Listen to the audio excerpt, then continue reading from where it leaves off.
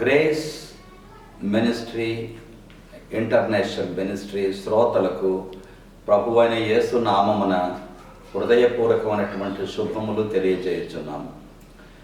Doctor Premkumar తన యొక్క సతీమణి డాక్టర్ సువర్ణ ప్రేమకుమార్ లోకములో సెక్యులర్ జాబ్స్ చేసుకుంటూ సువార్త నిమిత్తమై వారికి కలిగినటువంటి భారము చొప్పున ఆరంభించిన ఈ గ్రేస్ ఇంటర్నేషనల్ మినిస్ట్రీ కొరకు దేవునికి హృదయపూర్వకమైన స్తుతులు చెల్లిస్తున్నాం.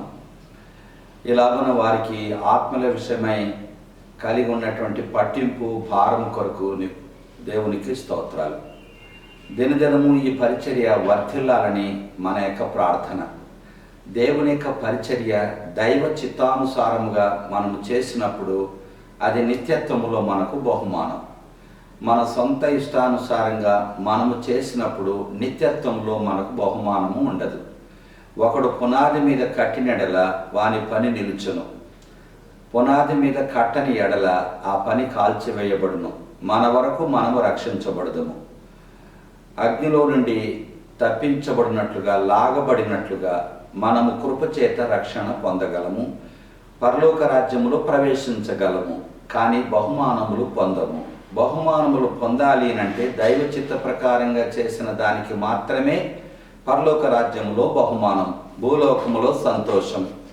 మనము దీవించబడి ఇతరులకు దీవెనకరంగా ఉండగలము. గ్రేస్ అని అంటే అర్థం ఏంటంటే undeserved mercy shown unto a sinner. అపాత్రుడు అయోగ్యుడైనటువంటి పాపాత్ముని పక్షముగా దేవుడు చూపించినటువంటి కనికరమును గ్రేస్ అంటారు. Undeserved favour shown unto a sinner is called grace. అపాత్రులమైనటువంటి మన ఎడల ఆ పరలోకపు దేవుడు చూపినటువంటి మహా కనికరమును కృప అని అంటారు. నీవు నేను అందరము కూడా జన్మతో పాపులము, కర్మతో పాపులము. కర్మ పాపమును మానివేసుకొని ఉండవచ్చు ఏ మతములోనైనా, కానీ జన్మతో వచ్చినటువంటి పాపపు స్వభావమును తీసివేసుకున్నట్టు అసంభవం. పాప ఫలితము మరణం, అనగా దేవుని నుండి మనము దూరం అయిపోతాం. దేవునితో మనకు సహవాసం ఉండదు. అప్పుడు మనకు ఆత్మశాంతి ఉండదు. పాప భీతి, మరణ భయము, నరక భయం ఉంటుంది. అదే రెండవ మరణము అంటారు. మన ఆత్మ పరమాత్మ నుండి వేరైపోయి గడిపేటువంటి నిత్యత్వాన్ని రెండవ మరణం, నరకాగ్నిగుండం అంటారు. ఈ రెండవ మరణాన్ని తప్పించుకోవాలా, పరమాత్మతో మనం కూడా ఏకం కావాలంటే పాపము పరిహారం కావాలి, ఆత్మశుద్ధి కావాలి. మన ఆత్మను మనం శుద్ధి చేసుకోలేము, మన చేత కాదు. నీగ్రోవానికి రంగు పోదు, పులికి మచ్చలు పోవు, పుట్టుకతో వచ్చాయి. మనం కూడా జన్మతో పాపంలో పుట్టాం కాబట్టి పాపం పరిహారం కాదు మతములు అనుసరించడం ద్వారా, ప్రయాసపడుట ద్వారా. అందుకని నిస్సహాయులైన అయోగ్యులైన మానవాన్ని ప్రేమించాడు పరలోకపు దేవుడు.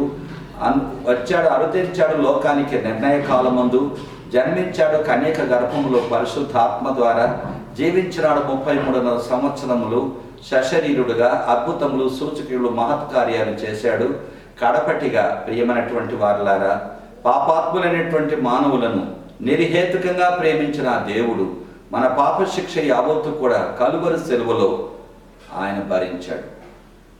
మంచి కాపరి గొర్రెల కొరకు ప్రాణం పెడతాడు. ఆ రీతిగా మంచి కాపరి అయినటువంటి సృష్టికర్త అయినటువంటి దేవుడు పాపాత్ములైనటువంటి మనలను, తప్పిపోయినట్టు గొర్రెలమైనటువంటి మనలను ప్రేమించి మన శిక్ష యావత్తు సెలవులో భరించాడు. మనకు బదులు రక్తం కార్చాడు, చనిపోయి సమాధి తిరిగి లేచినాడు. మన మరణము చేత కొట్టివేశాడు. తాను తిరిగి లేచడం ద్వారా రక్షణను సిద్ధపరిచినాడు. నమ్మిన వారి నీతిమంతులుగా తీరుస్తాడు. కాబట్టి ప్రేమైనటువంటి వారులారా, మానవాళికి రక్షణ పుక్కట్ అనగా పుణ్యానికి ఫ్రీ. పాపాత్ముని యొక్క పాపములకు పరిహారము యేసుక్రీస్తు ప్రభుల ఉచితముగా చేస్తాడు. పాపాలకు క్షమాపణ ఉచితంగా దొరుకుతుంది. ఇది మన వల్ల కలిగింది కాదు. కేవలం మన పాపాలు ఒప్పుకుంటే, యేసు మన కోసం చనిపోయి తిరిగి లేచాడని నమ్మితే, యేసు రక్తం ప్రతి పాపం నుండి కడిగి శుద్ధి చేయను. యేసే మార్గం, సత్యం, జీవం. యేసు నామమునే మానవాళికి రక్షణ. నమ్మి బాప్తిసం పొందినవాడు రక్షింపబడును, నమ్మని వారికి శిక్ష విధించబడును. కాబట్టి ప్రియులారా, ఈ గ్రేస్ ఇంటర్నేషనల్ మినిస్ట్రీ ద్వారా తెలియచేసే ప్రత్యేకమైనటువంటి సందేశం ఏమిటనగా, మానవాళికి రక్షణ ఉచితం, కృపచేత రక్షణ. ఇది మన వలన కలిగింది కాదు. ఈ పాపాలు ఒప్పుకో, నేడే రక్షణ దినం.